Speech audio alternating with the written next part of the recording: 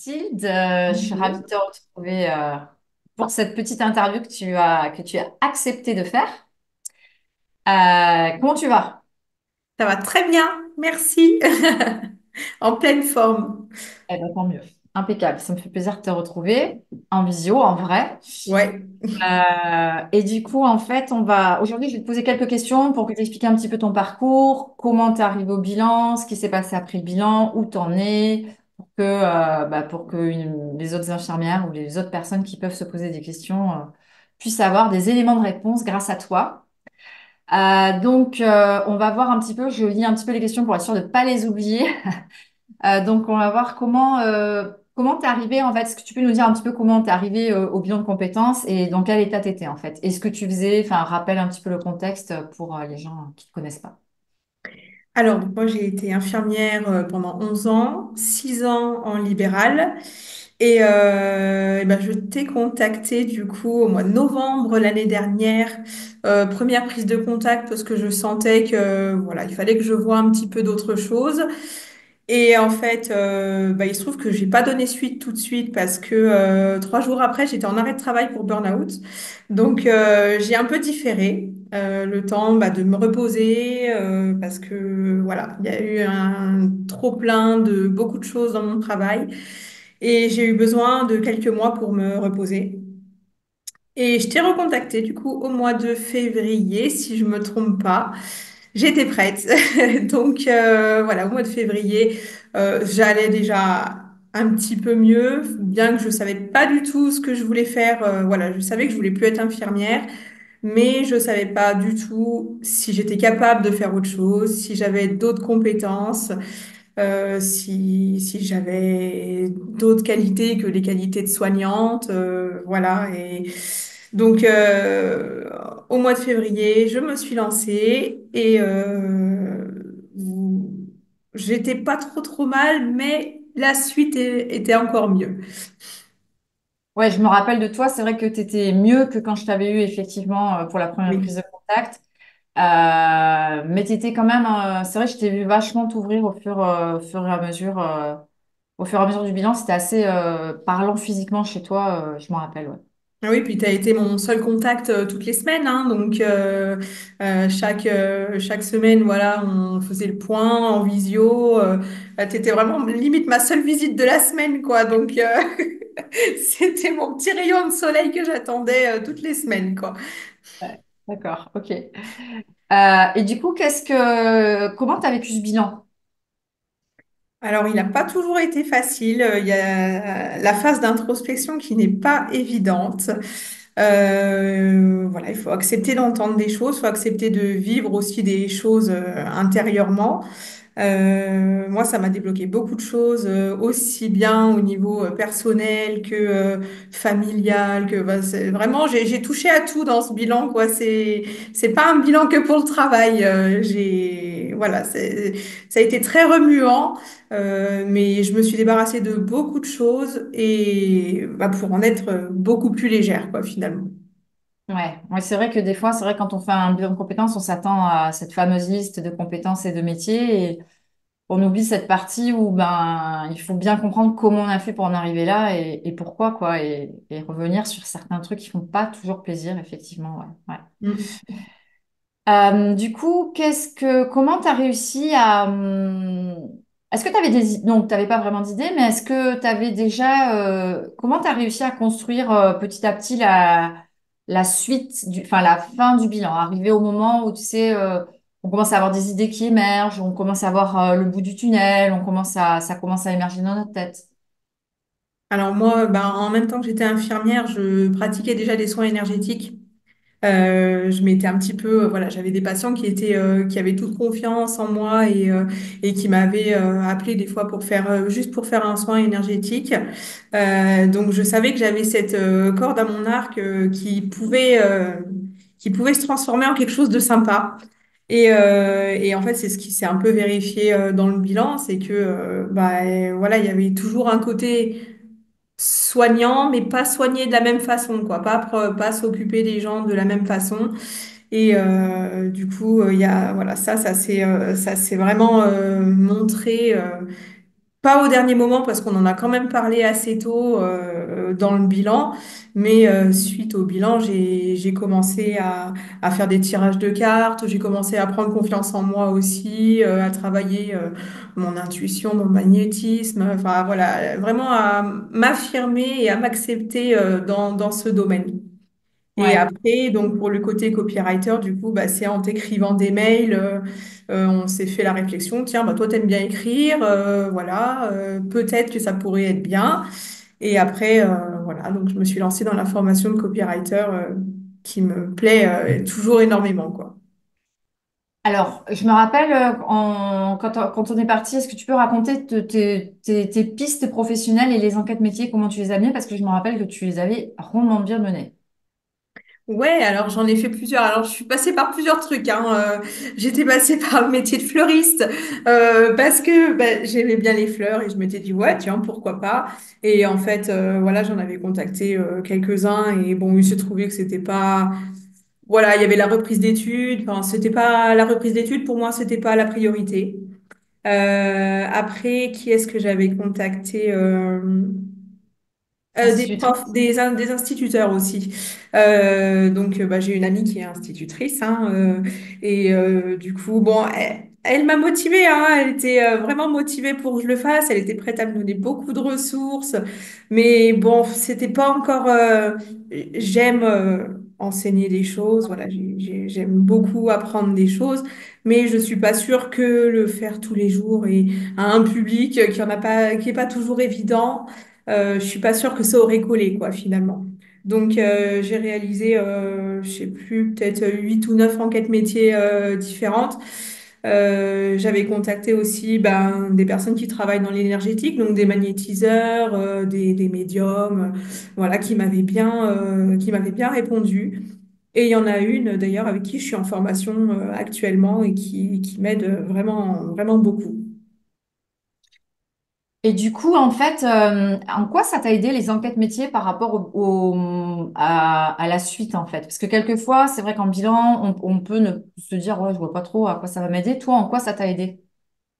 Ah bah si, je trouve que c'est indispensable parce que bah là, on parle réel, quoi. Enfin, quand on va sur les fiches de l'ONICEP, c'est bien, on a la base, on a voilà comment ça se passe, machin, la théorie, c'est bien.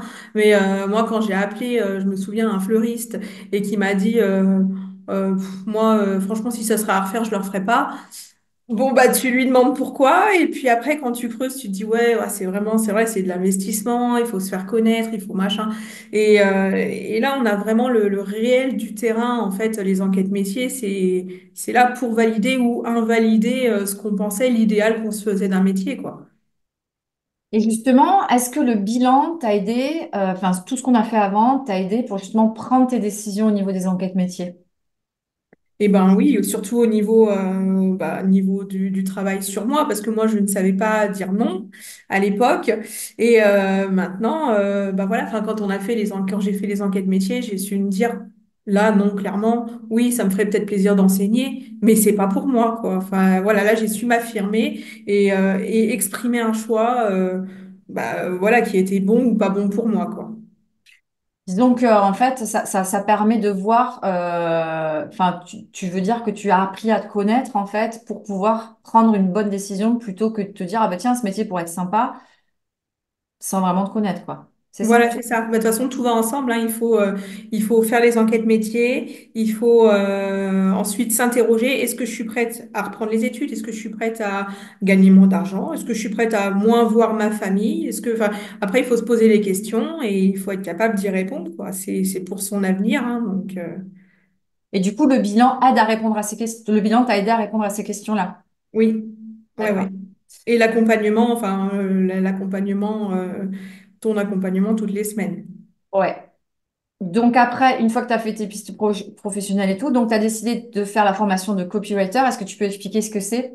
Parce qu'il y en a qui connaissent pas. Alors, en gros, en français, on l'appelle rédactrice web.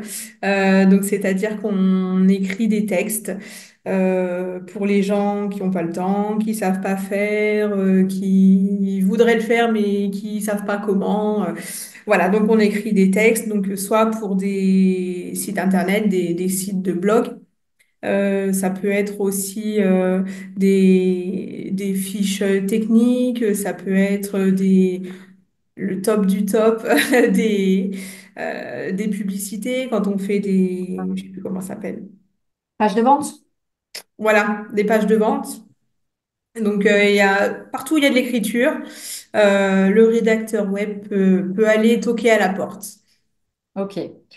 Et donc, du coup, tu as fait cette partie-là en formation. Et du coup, parle-nous un petit peu plus de ton activité de soins énergétiques. Qu'est-ce que tu fais? Qu'est-ce que tu proposes?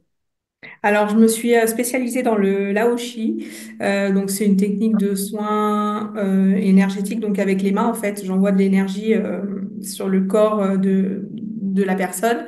On peut le faire soit à distance, soit en présentiel. Et donc là, j'ai vraiment tenu à me former parce que pour moi, c'est l'une des meilleures techniques de soins énergétiques. C'est très, très puissant. Et rien que sur moi, en auto-soin, j'ai eu des résultats assez impressionnants. Ça m'accompagne encore régulièrement. Je me fais au moins un auto-soin par semaine, histoire de me remettre toujours sur pied. Et, euh, et voilà, c'est là pour l'instant, donc je fais la pratique du Laoshi, un petit peu de magnétisme aussi, donc je me forme au magnétisme et donc je pratique le tirage de cartes. Donc j'essaye tous les jours. Bon, le mercredi avec les enfants, c'est un peu plus compliqué, mais voilà, tous les jours je propose un tirage de cartes.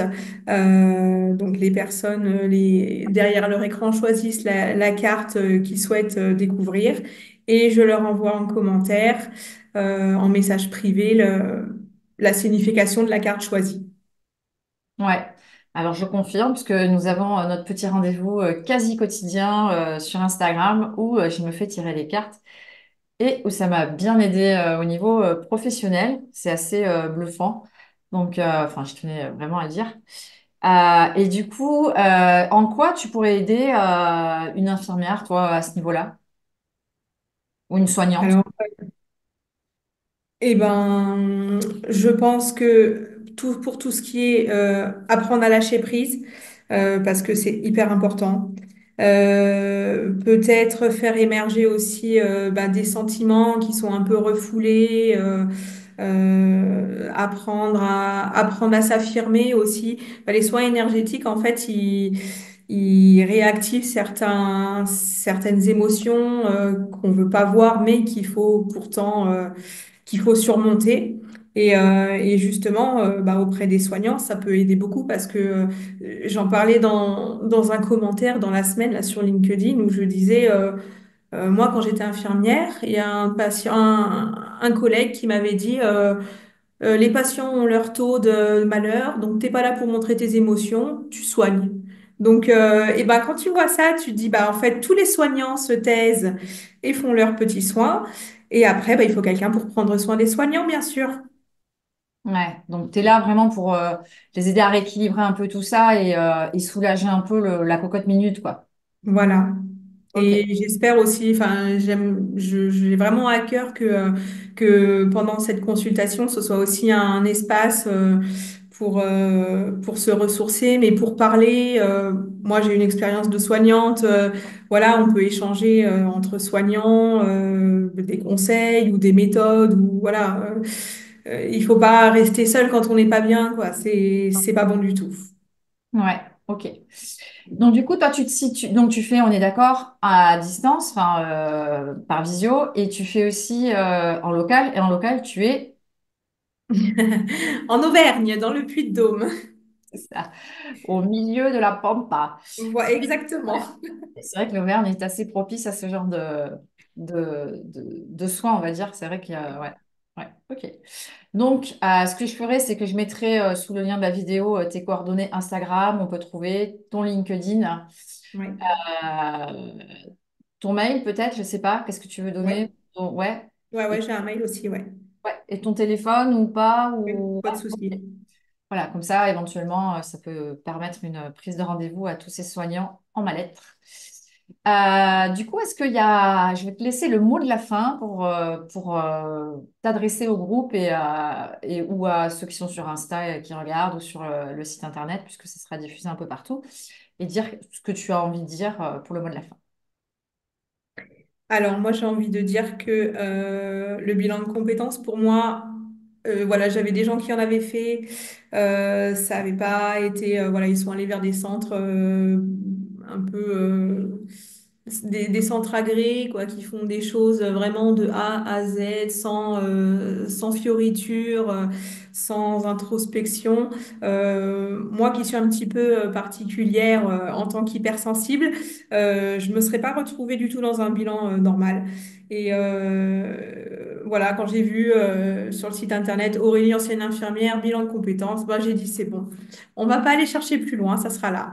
Donc le bilan de compétences, ça peut changer une vie, ça peut changer énormément de choses, aussi bien en soi que autour de nous, parce que finalement, quand on n'est pas bien, bah, les gens autour de nous vont pas bien non plus.